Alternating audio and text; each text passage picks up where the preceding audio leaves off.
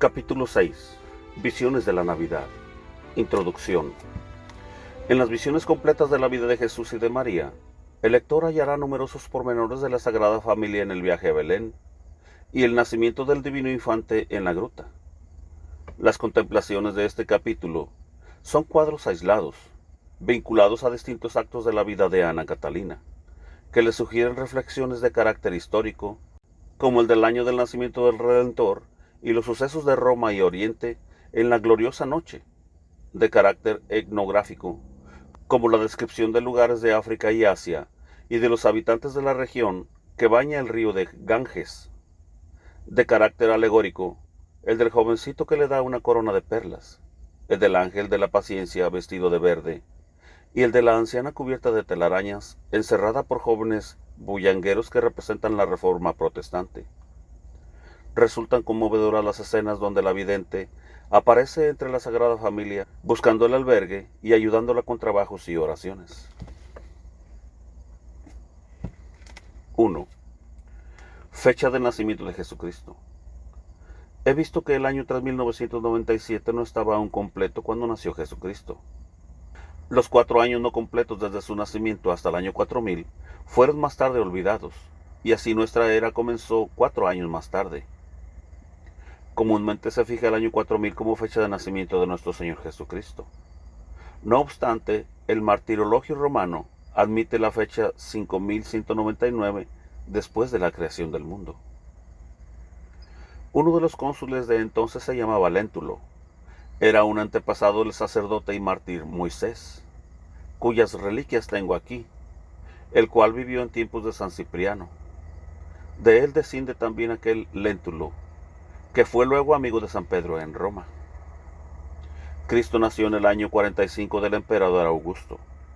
Herodes reinó 40 años.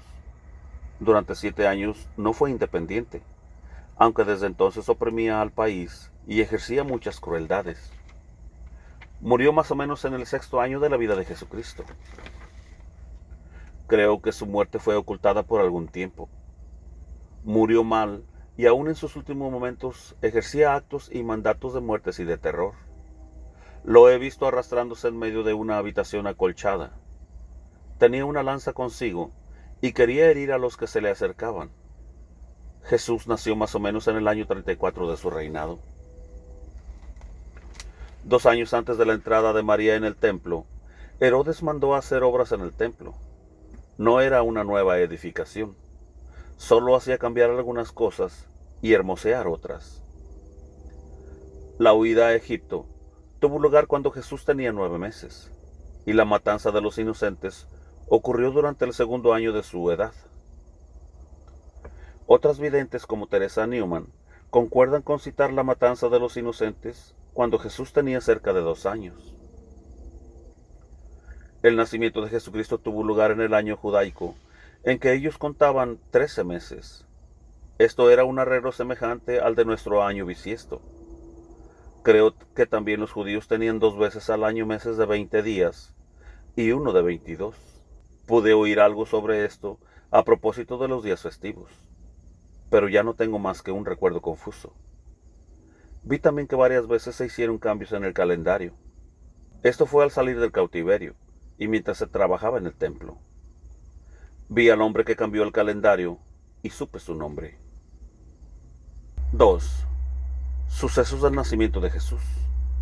Cuando Jesús nació, vi en Roma, al otro lado del Tíber, un barrio donde vivían muchos judíos. En aquel barrio brotó una fuente de aceite y todos se maravillaron. Vi que una magnífica estatua de Júpiter cayó hecha pedazos en un templo, cuya bóveda también se desplomó. San Antonio narra un hecho parecido y cita a Osorio Eutropio, Vicencio y a Inocencio III. Natal Alejandro escribe: otro prodigio refieren algunos de un templo que cayó en aquella noche del nacimiento de Jesucristo. Los paganos estaban llenos de espanto y preguntaron a otro ídolo, creo que el de Venus, qué significaba esto, e hicieron sacrificios.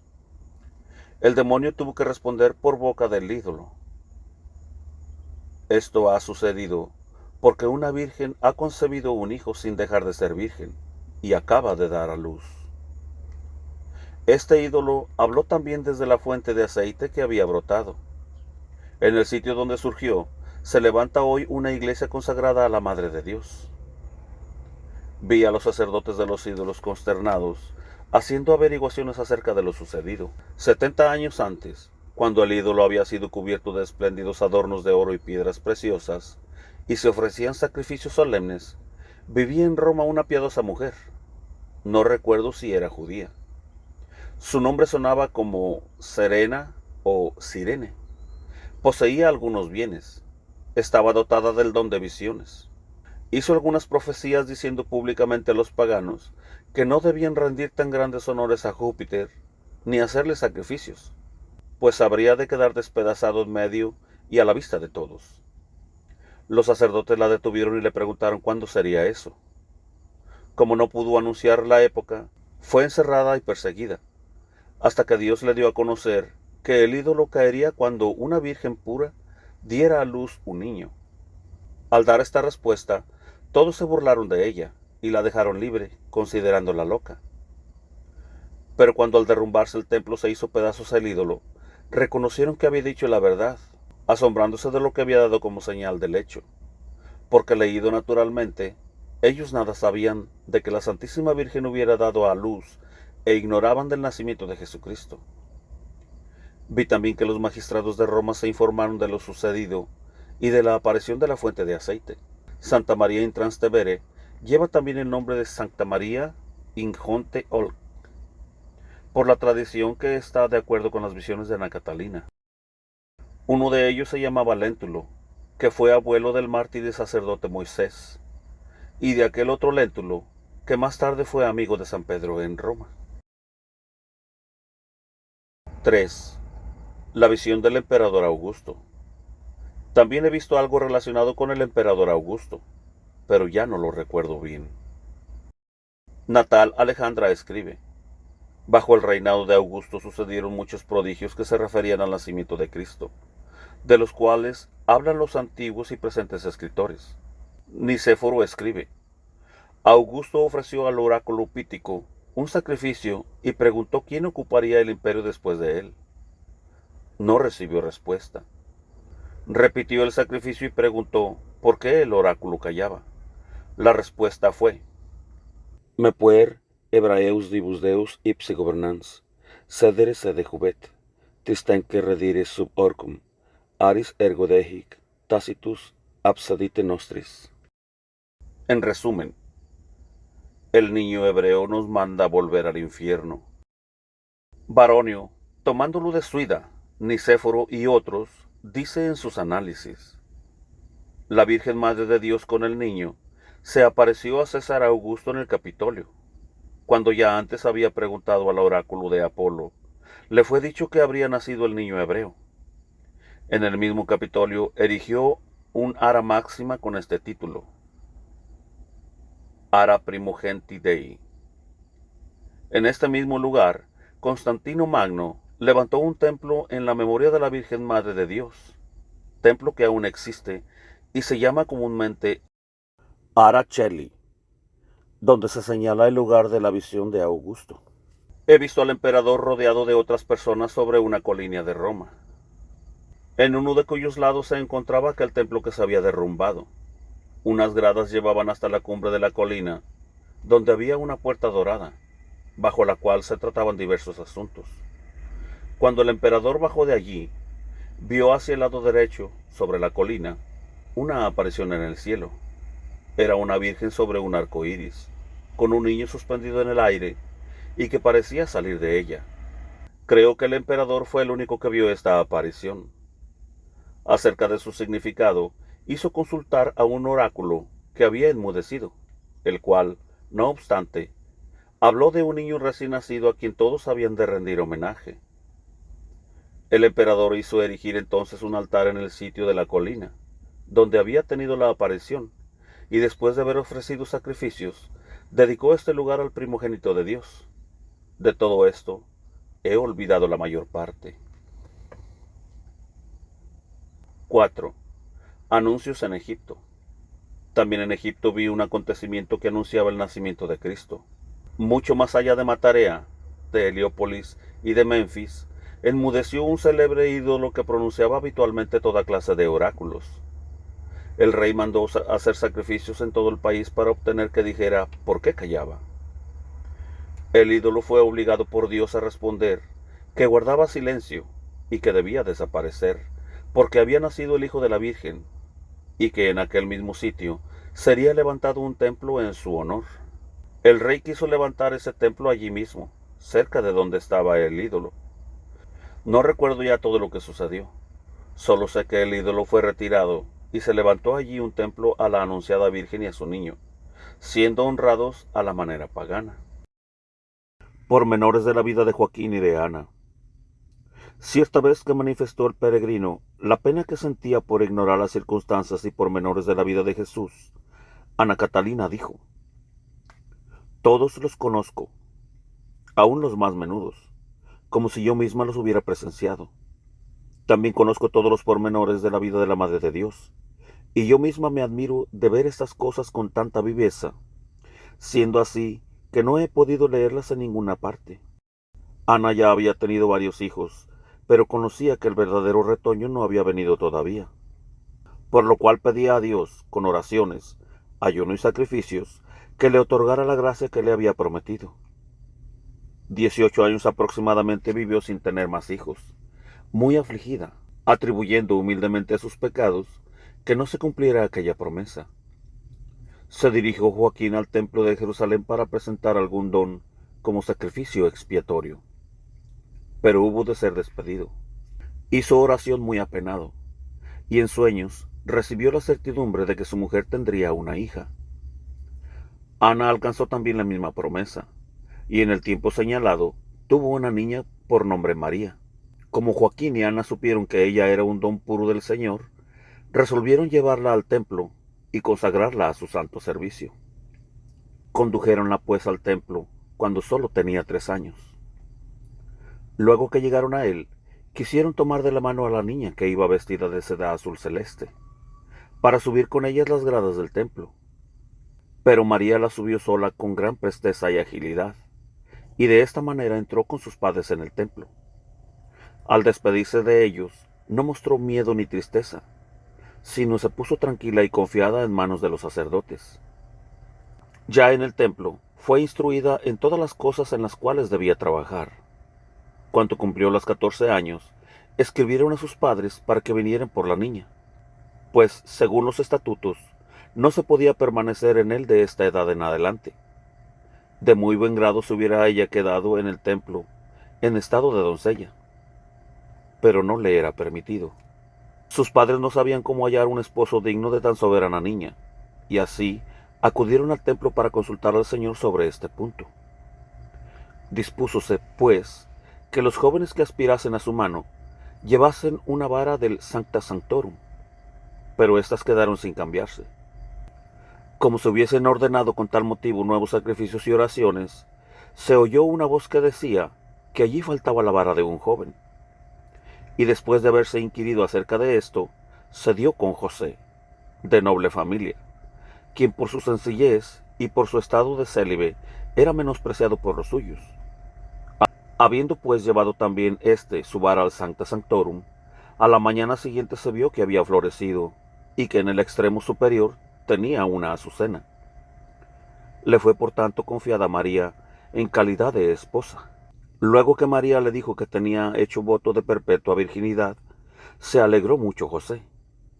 María no dejaba de pensar constantemente en el Salvador prometido, pero en su humildad solo pedía a Dios que le hiciera sierva de aquella a quien él hubiese elegido para madre del Mesías, por lo cual concibió gran temor cuando el ángel le anunció su excelsa maternidad.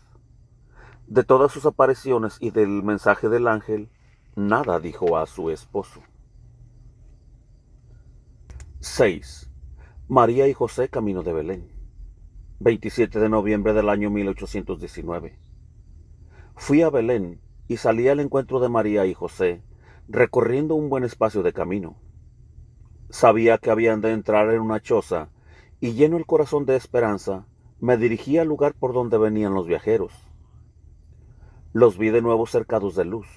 tranquilos y amorosos, como siempre, aproximándose, llevando consigo el asno, y me alegré de verlo todo como en mi primera juventud. Cuando hube caminado un buen trecho me encontré con la choza de los pastores.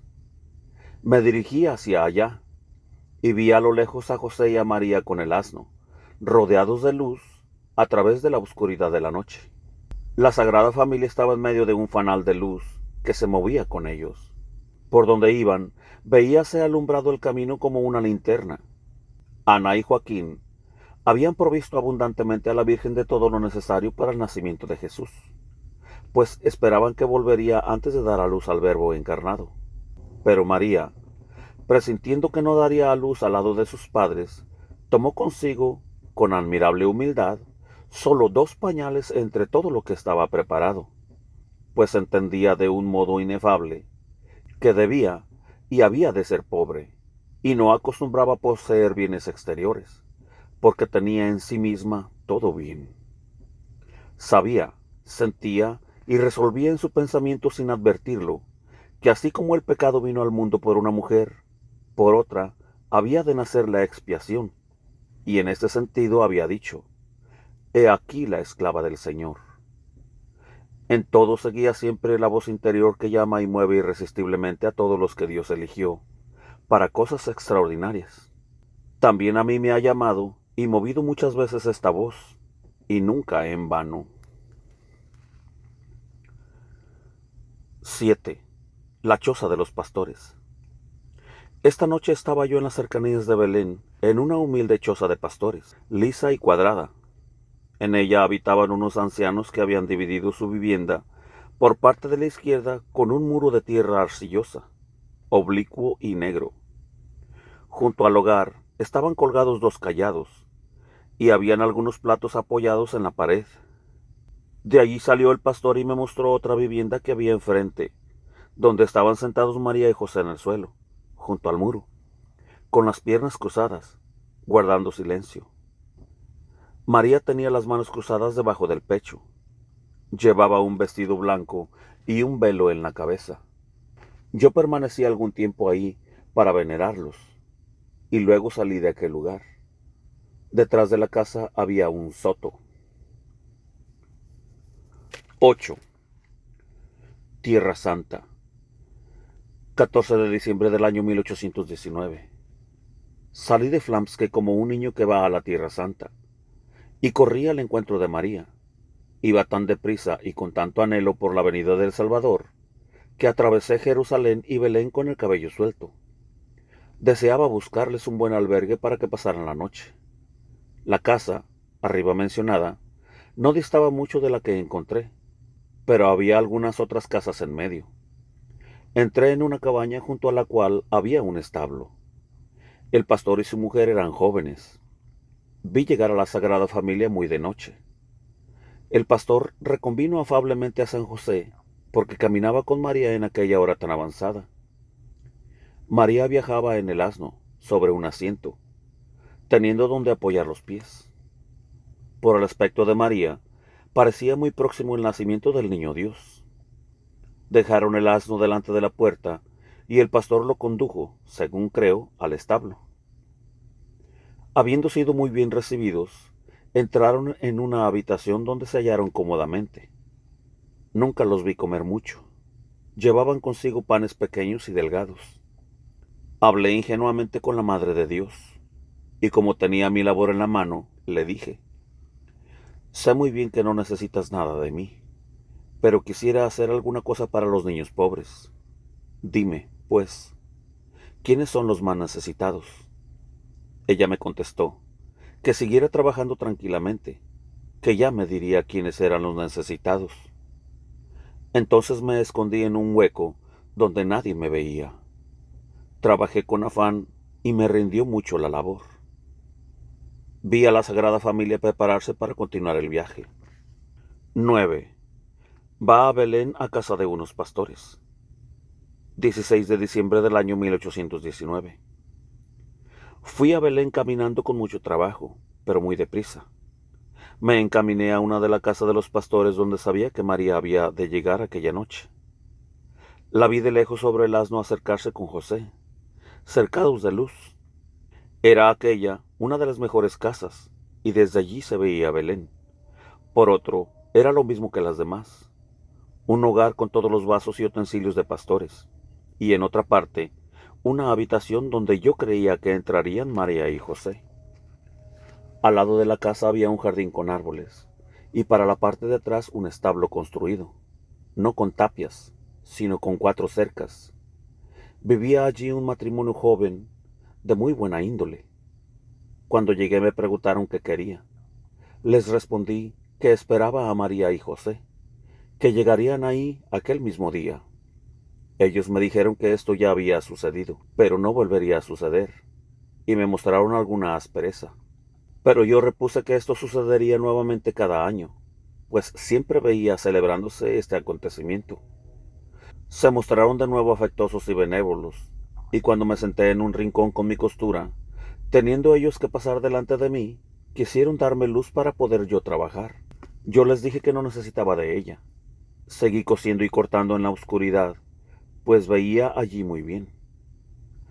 La razón de haberme dicho que todo era pasado y que ya no sucedería más, nacía de que al entrar yo en aquella casa había dicho para mí: ¿cómo es que esto sucede? Estas personas se hallaban en este lugar hace largo tiempo, y todavía, cosa extraña, están aquí. Después me dije a mí misma: toma lo que tienes y no caviles demasiado. Y así me quedé tranquila y segura. La duda que yo había sentido me la devolvieron aquellos 2 pastores.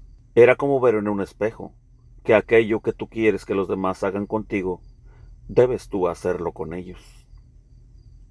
Cuando llegaron María y José, los recibieron con mucha afabilidad. María se bajó del asno y José entró con el envoltorio que llevaban. Se adelantaron en aquel breve espacio hacia la derecha. José se sentó sobre el paquete y María en el suelo, junto a la pared. Aquellas buenas almas fueron las primeras que les brindaron algo. Trajeron un banquillo sobre el cual pusieron unos platos ovalados y lisos, donde había pequeños panes redondos y frutas. María y José no comieron, pero José tomó de ellos y salió afuera.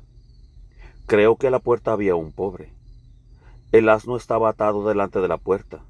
Aunque no comieron, aceptaron sin embargo aquellos dones con gratitud y humildad.